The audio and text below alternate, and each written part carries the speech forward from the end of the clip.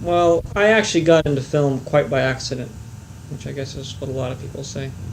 I started out sort of wanting to be an artist, a painter, and I was very interested in cars, automobiles at that time, and I was working as a mechanic in a foreign car service, and I was racing cars and stuff.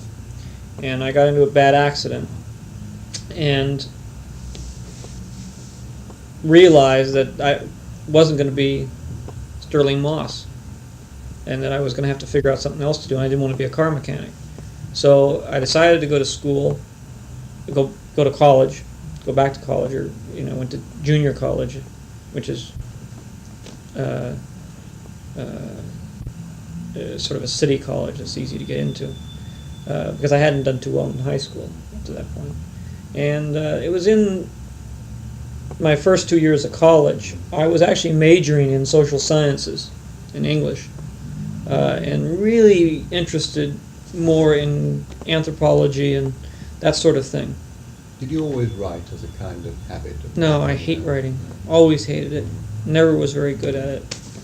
And when it came to making a decision about what university I was going to go to after 2 years, a friend of mine was going to USC, a very close friend of mine. And he said, "Why don't you apply to USC?" And I said, "Yeah, but what would I do there?" He says, "Well, cinema department, it's real easy. You don't have to do anything." And since what I'd wanted to do at that point is I wanted to go to Art Center, which is a big art school. My father was very much against it. He didn't want me to become a painter, and he said, "You can go to Art Center, but you have to pay your own way. Art Center is an extremely expensive school." He said, "If you want to go to a regular university and get a regular degree, I'll send you to school, but if not, you're on your own."